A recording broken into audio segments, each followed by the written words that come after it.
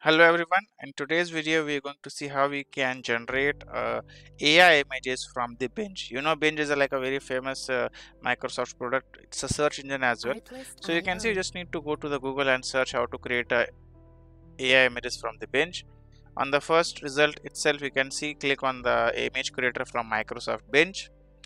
So once it's open, you have a main page and you have everything is going by AI nowadays.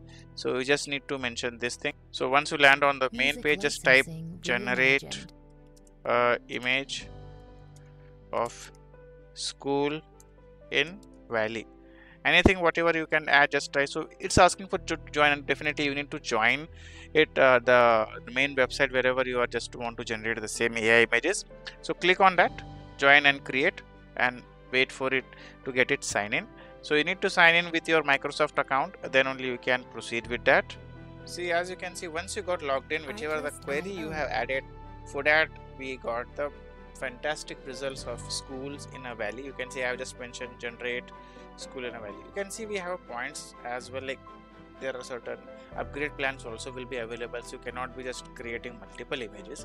So you have a point, so using that you can just create if you run out of Music the licensing coins, whatever reimagined. boost points you can see.